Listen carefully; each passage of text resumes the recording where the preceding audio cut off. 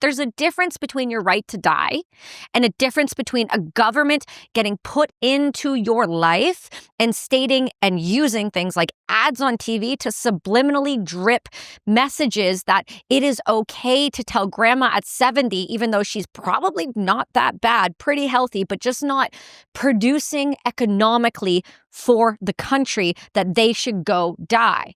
Is this from an ad? Yeah, Simon's department store. So Simon's I've said this time and time and time again. They've taken it down since.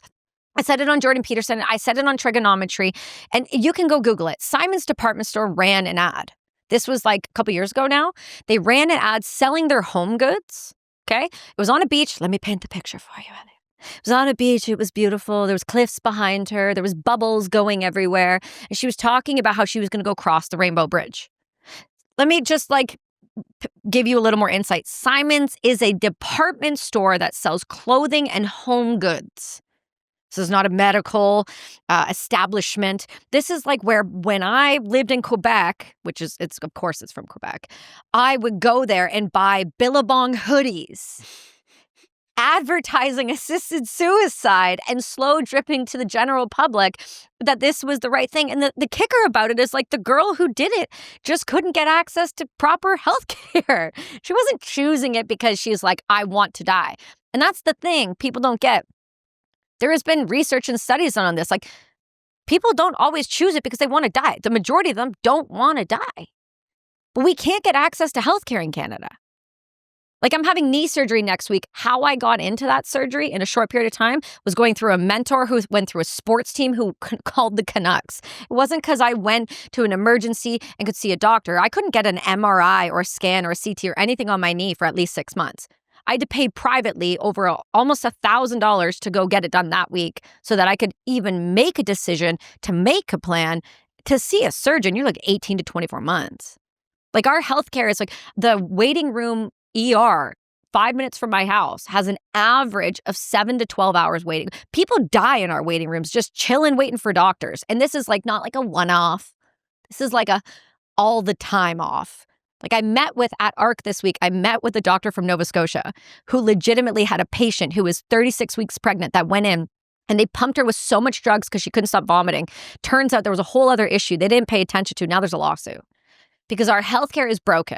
Our healthcare system is broken. We've taken in far too many illegal immigrants. And now we have bogged down the system the same way the UK has. And then in a really good way, and people say, well, stay away from this, Kelsi. We don't want to talk about the cost. Well, the fact of the matter is, when you kill a bunch of people, they cost a lot less. Well, let's drag this back because I get that. You've got a heinous government. They want to save money, so they kill off a bunch of people, purge style. Why the fuck is a department store getting involved? That's my point. So what do we understand about society? Society pays attention to subliminal messages, whether it's conscious or subconscious. So think of it this way. Why do you think countries that allow pharmaceutical drugs to be advertised sell so many pharmaceutical drugs? Because they're seeing it on repeat. It's subliminal. It's like you say, Ozempic, want to lose weight? Ask your doctor. Zoloft, feeling depressed? Not doing well? Ask your doctor. They prompt you to ask your doctor when you slow drip messaging.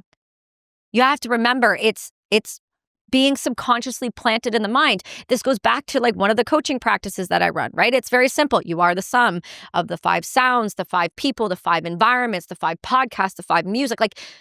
It's no different than an ad on repeat. People don't realize it's happening until all of a sudden they go, oh, right. Yeah, you're right. Why not die? I mean, there's this TV show that's been out for a long time now, but it just got picked up and put on Netflix. It's called Mary Kills People. You ever seen it? No. Psh. It's a perfect illustration. And this came out years ago. I remember watching it being like, that's a wild show. And the premise of the show is this. People wanted to die, and it was a rogue nurse that went around making that happen. What do you think maid doctors are? So if you take a look at the 1,800, I call them murderers, because this is what they are. Providers is the terminology CanMap uses, which is Canadian Association of Maid Practitioners. So murderers. If you take a look at that, there's 1,800. Just over 300 of them are the ones doing the majority of the killing. So it's now we go into a whole different ballgame about Dr. Christopher Lyon's paper, who teaches at York here, is a buddy of mine on healthcare serial killers. Now we're opening the door to a whole different conversation. So to take it back, Canada's the bad actor in the globe. So as the UK goes through its readings right now, they are not allowing any evidence from Canada. This is not hearsay. This is not conjecture. This is the fact.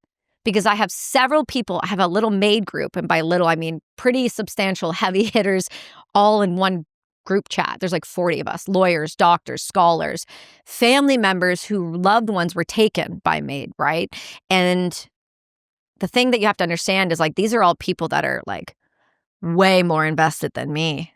And they know all this stuff. And what we do know is that when you get people who are pissed off about something and feel like they've lost a loved one because of it, they will not stop. And they will pull everything possible around this subject. And what we've learned is that you don't need to tell your family members. It's okay. So a great example of this, and this is why the UK won't take evidence from Canada, because we are the bad actors of the world. We are right now. Don't get me wrong. This is expanding in other countries everywhere. It's expanding in the United States. People don't understand 10 states in one jurisdiction in America do this. They're like, this isn't happening in America. It's super happening in America, just like it's about to happen here in the UK. What they don't understand is that just like Canada, you don't have to be your family members don't have to be informed. And this is the UK has brought this conversation up, right? They've said, patients applying don't have to tell their families. Now, that to me is insanity because let's think about that for a second. That's like me, who I have a child and a family, just walking into a hospital, applying on my own, not telling them, just going into a hospital again another day and just being gone. And the thing about it, right, and Fraser Healthcare is known for this. They did this to Alicia Duncan's family. Actually, the CEO just resigned this week, right? Because Fraser Healthcare is one of the worst ones. And what you have to understand is that they've been hiding her mom's medical records from her for years now, since the MAID death. So there's been a criminal investigation to get them, and they still won't release the medical healthcare system will still not release her mom's medical documents to the police who have asked for it, let alone the family members. So what's wild about it is Alicia's story is so important for the UK to pay attention to, because her mom was her mom was a psych nurse. Her mom was a 25-year psych nurse, and she knew the system so well. She knew how to gain access. And even after she tried to kill herself, days later, they still mated her. So she was in a psychiatric facility for trying to kill herself, and they still killed her that week. The same way Ellen Wiebe killed someone on a day pass. So let's talk about this. Dr. Ellen Wiebe, I use doctor loosely here, from Vancouver, who's now going through a criminal investigation, several other investigations, which are all very public. She killed a guy who was on a psych day pass, was in St. Paul's, in the psychiatric facility, left on a day pass, and he mated her that day. They don't have to tell the families, and they don't have to see your medical record.